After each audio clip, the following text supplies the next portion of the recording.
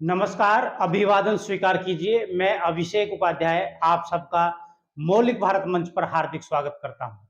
जैसा कि आपको पता है कि उत्तर प्रदेश विधानसभा चुनाव 2027 का सर्वे हम आपके सामने दे रहे हैं और 2027 में क्या हो सकता है उसके बारे में हम आपको बता रहे हैं। हमारे जो सर्वे हैं वो लगभग सटीक निकलते हैं, चाहे वो हरियाणा चुनाव का सर्वे रहा हो, चाहे दिल्ली का या महाराष्ट्र का। हम उत्तर प्रदेश का सर्वे दे रहे हैं और आपको हम भी जल्दी ही बिहार का सर्वे भी देंगे। एक हमारे दर्शक हैं, उन्होंने कैराना जो लोकसभा है, कैराना लोकसभा की 5 विधानसभा सीटों का सर्वे मांगा है। तो वो सर्वे हम अलग से दिखा रहे हैं। आप किस विधानसभा में रहते हैं, आप किस विधानसभा का सर्वे देखना चाहते हैं, वो आप कमेंट बॉक्स में लिख सकते हैं। हमारी कोशिश रहेगी कि आपकी विधानसभा की अलग से हम एक वीडियो आपको दे सकें, जिससे कि आपको आपकी विधानसभा का सर्वे 2027 में क्या रहेगा वो पता चल सके। दूसरा, यदि आपको हमारी वीडियो अच्छी लगती है तो चैनल को सब्सक्राइब जरूर कर लेना, क्योंकि चैनल सब्सक्राइब कर लेंगे और एक बेल आइकन होता है उसको दबा लेंगे तो आपको नोटिफिकेशन आ जाया करेगा जब भी हम वीडियो नेक्स्ट डालेंगे।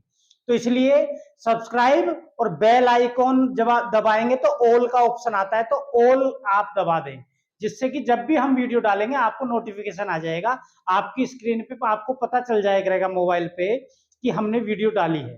तो राजनीति के अंदर की खबरें और देश के अंदर क्या चल रहा है उसके बारे में भी हम आपको खबरें देते रहते हैं, और साथ में सर्वे, चुनावी सर्वे। और बहुत सारे लोग ऐसे हैं जिनको ताज्जुब होता है कि अभी चुनाव में 18 महीने हैं और हम चुनाव के 18 महीने पहले ही 2027 का आपको सर्वे दे रहे हैं। तो ये एक अपने आप में बहुत बड़ी बात है, तो इसलिए ताज्जुब करने की जरूरत नहीं है। ये अपना टेक्निक है और अपना ज्ञान है और अपना सर्वे है, जिसके द्वारा हम आपको ये सर्वे दे रहे हैं। और ऐसा ही हमने हरियाणा चुनाव में दिया, ऐसा ही दिल्ली में दिया और ऐसा ही महाराष्ट्र में दिया। तो आपको चौंकने की जरूरत नहीं है। कुछ लोग हैं जो विचलित हो जाते हैं हमारी वीडियो देखने के बाद, सर्वे देखने के बाद, तो उनको विचलित होने की जरूरत नहीं है। क्योंकि सबसे पहले मैं आपको बता दूं, जो सर्वे हम दिखा रहे हैं इनमें से वर्तमान में मोस्टली सीटें ऐसी भी है जिनमें सपा वर्तमान में भी जीती हुई है, तो उसमें नई बात नहीं है और अगली बार भी 2027 में सपा ही जीतेगी। तो इसलिए ऐसा घबराने की जरूरत नहीं है। जो भाजपा समर्थित लोग हैं वो घबरा जाते हैं, तो घबराने की जरूरत नहीं है। हमें ना तो भाजपा पैसे देती है ना सपा। हम जो जेन्युइन चीजें हैं, जो विश्लेषण है, उसका आपको सारा सर्वे हम विश्लेषण करके दिखाते हैं। इसलिए जहां भाजपा जीतेगी वहां भाजपा की सीट दिखाते हैं हम। तो इसलिए आपको बिल्कुल भी विचलित होने की कोई जरूरत नहीं है। देखो, आप किसी पार्टी के भक्त हो सकते हैं, आप किसी नेता के भक्त हो सकते हैं, लेकिन हम ना तो किसी नेता के भक्त हैं, आपको क्लियर बता दें, ना किसी पार्टी के भक्त हैं, और ना हम किसी की जो है गुलामी करते हैं। गुलामी पसंद नहीं है कि भाई फलाना पार्टी के हम अंधभक्त हो गए, तो अंधभक्त हम बनते नहीं है किसी के। तो हम जो भी आपको दिखाएंगे वो जेन्युइन चीज दिखाएंगे, चाहे वो समाजवादी पार्टी का समर्थक हो या भाजपा का या बसपा का। तो बसपा वाले भी विचलित हो जाते हैं कि जी बहन जी 2027 में मुख्यमंत्री बनेंगी, तो बिना हाथ और बिना पैर की बात नहीं करते हैं। बिना हाथ बिना पैर की बात किसे कहते हैं? आप बिना, विदाउट विश्लेषण के। मैं अभी पिछली वीडियो में बहन जी का सर्वे, जो बहन जी का वोट बैंक था वो लगभग 7-7.5% बचा है। अब एक व्यक्ति बोला जी नहीं, कमेंट आया कि 9.5% बचा है। अरे चलो 9.5% ही मान लो, तो जहां 24% था आज आपके अकॉर्डिंग माने तो 9.5% रह गया, तो डब्बा तो गोल हो ही गया है ना, डाउन तो हो ही गया ना। तो इसमें मैंने 7.5%, 7% बता दिया, आपने 9% बता दिया, तो उसमें डिफरेंस कितना है? अगर आप 12 की बात करें तो 24% हुआ करता था। अब इतने में ही बसपा के कोई व्यक्ति होगा, है ना, एकदम से अंधभक्त हो जाते हैं लोग, वो आंख खोलकर विश्लेषण नहीं करते हैं कि आपका ग्राफ घट रहा है, घट रहा है ना, घट रहा है।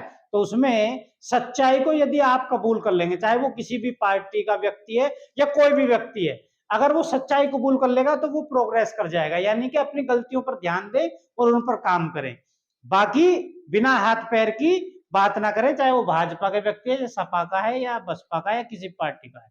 विश्लेषण पे बात कीजिए, आंकड़ों पे बात कीजिए, ठीक है। तो आइए, कैराना लोकसभा का सर्वे हम दे चुके हैं वैसे, लेकिन एक हमारे दर्शक हैं, उनका कमेंट आया, तो मैं एक एक कमेंट पढ़ता हूं।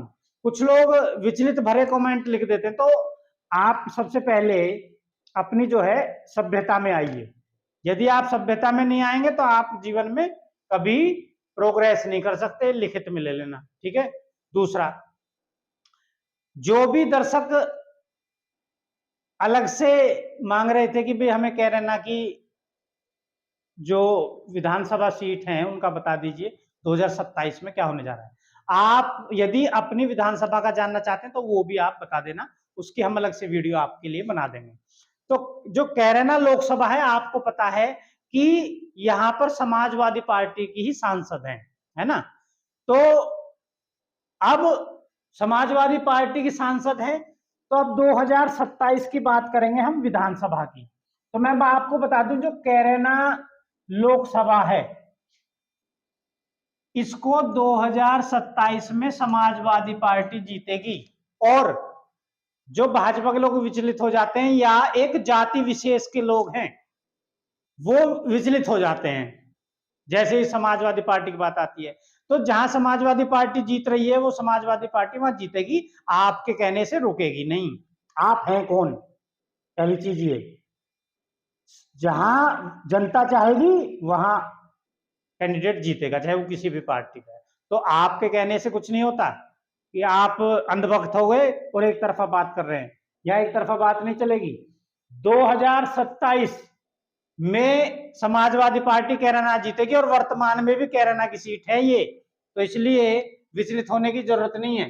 थाना भवन समाजवादी पार्टी जीतेगी 2027 में, और वर्तमान में भी ये जो थाना भवन है ये आरएलडी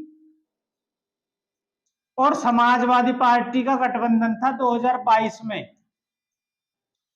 इसलिए ये सीट आरएलडी पे चली गई थी। लेकिन अगर आपको पता है कि आरएलडी अब एनडीए गठबंधन में है भाजपा के साथ, अगर आरएलडी इस सीट पे एनडीए के साथ लड़ेगी तो भी ये सीट समाजवादी पार्टी जीतेगी। और अगर दोबारा से जैन जी वापसी आ जाते हैं और आरएलडी के साथ गठबंधन करते हैं तो भी ये सपा गठबंधन पर सीट जाएगी।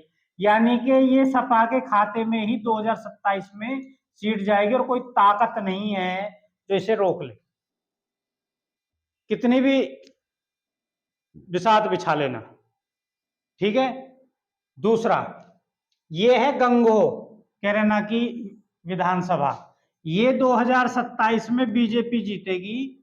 और इंडिया गठबंधन यानी कि समाजवादी पार्टी कितना भी ताकत लगा लेना, गंगोह सीट जो है ये भाजपा से समाजवादी पार्टी छीन नहीं पाएगी, ये क्लियर बात है। अगर कोई ये सोचता हो कि भाजपा से गंगोह सीट छीन ली जाएगी, तो नहीं छीनी जाएगी, यहां पर भाजपा ही जीतेगी और वर्तमान में भी भाजपा ही चुनाव जीती। अभी मैं आपको एक चीज और बता दूं कि कोई भी पार्टी है, अगर वो कैंडिडेट का चुनना यानी कि कलेक्शन, आपकी कलेक्शन अच्छी नहीं होगी तो चुनाव हारेंगे। यानी कि जिसको आप टिकट आवंटन कर रहे हैं, टिकट बांट रहे हैं, वो कैंडिडेट मजबूत होने चाहिए। ऐसे नहीं है कोई पैसे के बल पे टिकट लेने आ गया और योग्य व्यक्ति जो चुनाव जीत सकता था वो पीछे रह गया।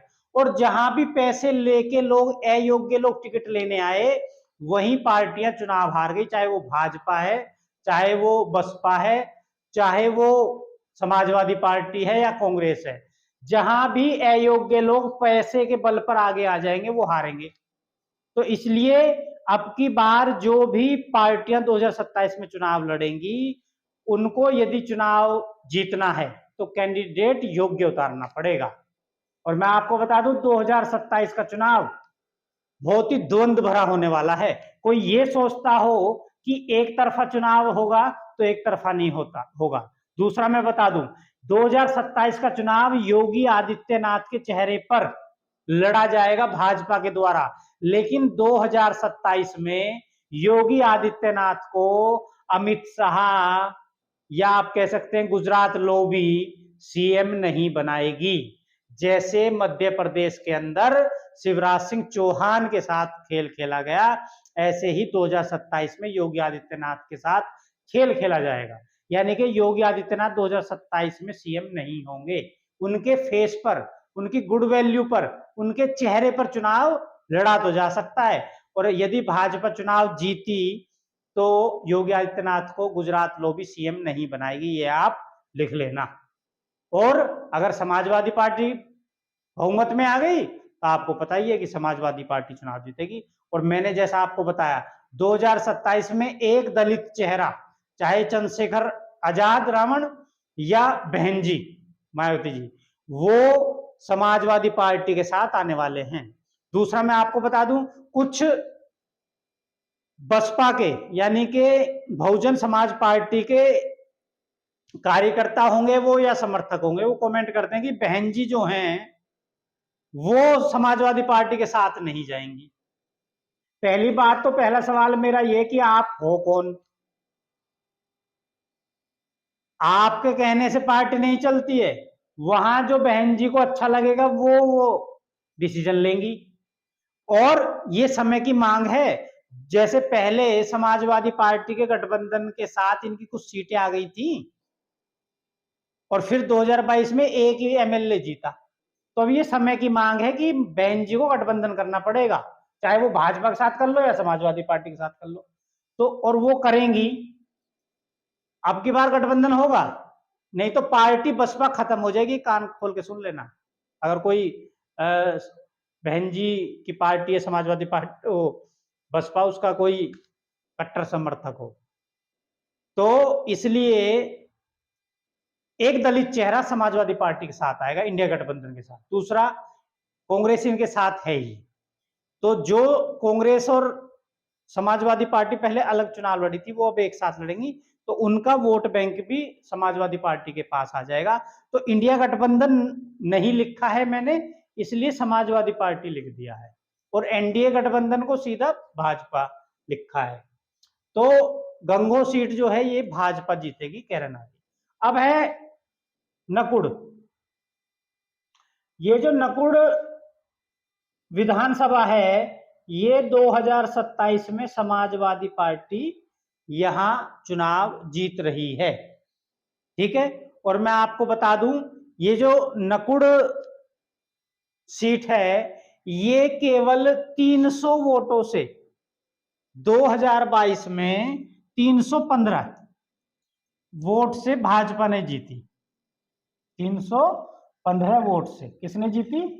बीजेपी ने जीती 2022 में, केवल 315 सीट से। अब लड़ा कौन था? धर्म सिंह सैनी जो हैं वो चुनाव लड़े समाजवादी पार्टी से, और वो भाजपा से समाजवादी पार्टी में आए और चुनाव हारने के बाद, केवल 315 वोट से हारने के बाद वो फिर भाजपा में पहुंच गए धर्म सिंह सैनी। तो अब की बार जो भी कैंडिडेट आएगा समाजवादी पार्टी का वो मजबूत कैंडिडेट यदि अखिलेश जी उतारते हैं तो 2027 में नकुड़ विधानसभा समाजवादी पार्टी ही जीत रही है हमारे सर्वे में।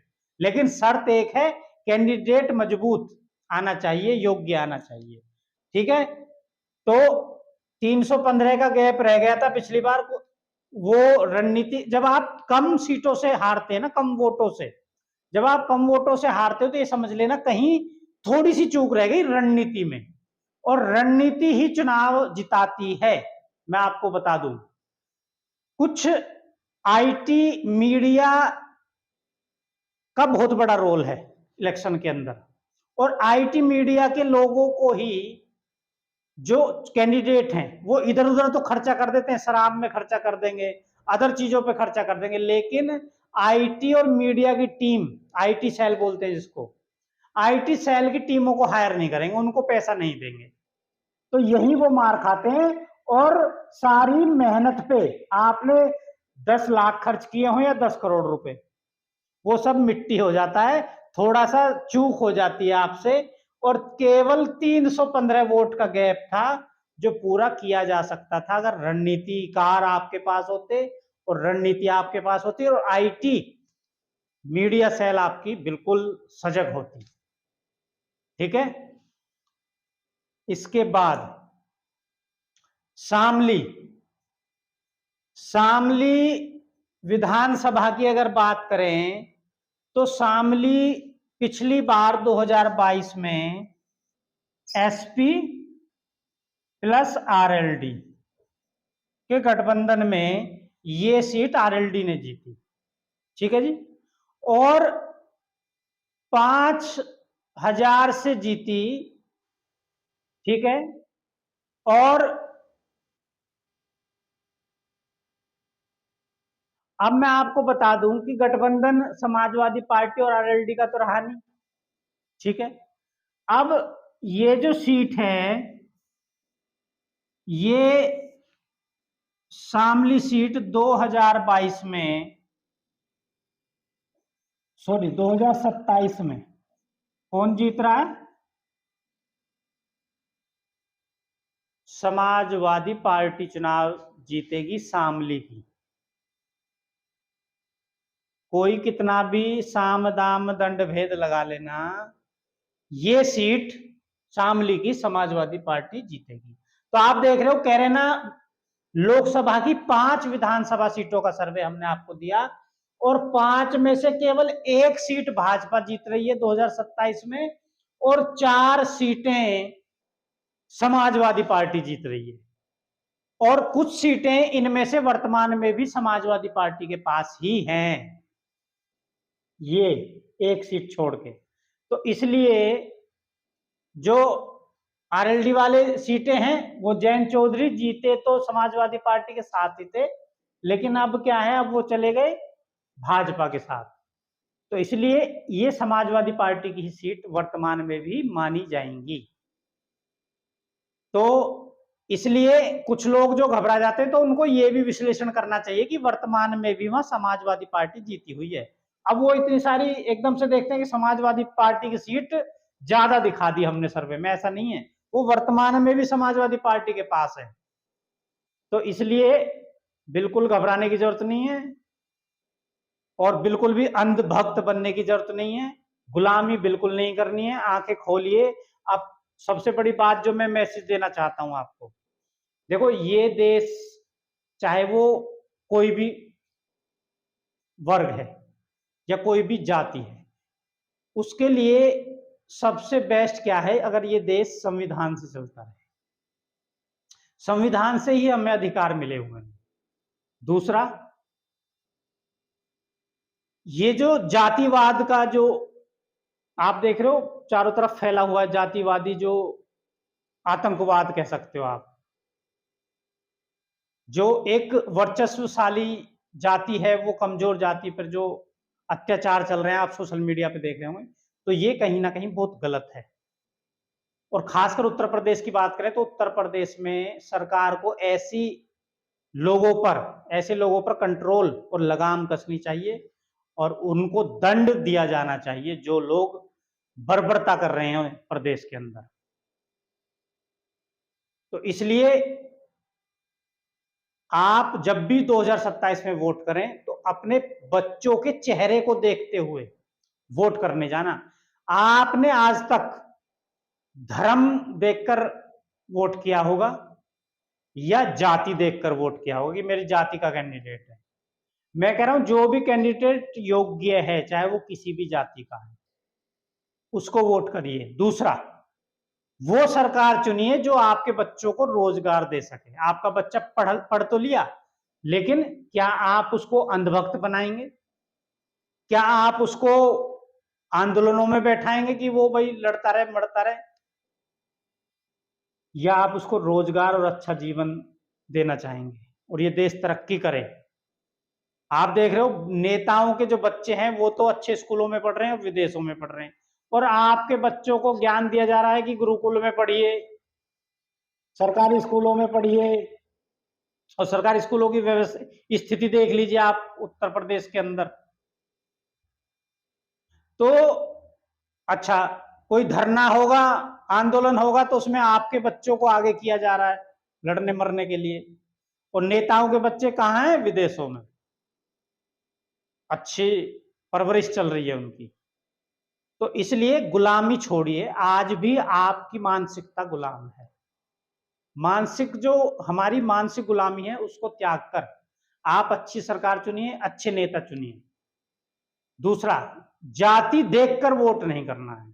अगर जाति, क्योंकि आज तक केवल आपने जाति देखकर ही वोट किया है, अपने बच्चे के रोजगार के लिए, शिक्षा के लिए, चिकित्सा के लिए वोट आपने आज तक नहीं किया है। आप अपने दिल पर हाथ रखकर और 10 मिनट सोचना मेरी वीडियो देखने के बाद कि आज तक आपने जो भी वोट किया होगा वो जाति के नाम पर किया होगा या धर्म के नाम पर किया होगा। तो इसलिए अब की बार वोट करना अपने बच्चे के लिए, और चैनल को सब्सक्राइब कर लेना जिससे कि आने वाली वीडियो आपको मिलती रहे। दूसरा, राजनीति के अंदर की खबरें जो आप तक हम पहुंचा रहे हैं वो आप तक पहुंचती रहे, और सर्वे जो है वो सर्वे हम आपको देते रहेंगे। और किसी को यदि सर्वे देखकर विचलन हो जाता है तो विचलित नहीं होना है, आकलन कीजिए, आंकड़ों पे बात कीजिए, विश्लेषण कीजिए, और ज्यादा पढ़े लिखे नहीं है तो किसी और विश्लेषक की जो है गाइडेंस लीजिए, उनसे समझिए। इन्हीं शब्दों के साथ जय हिंद, जय भारत।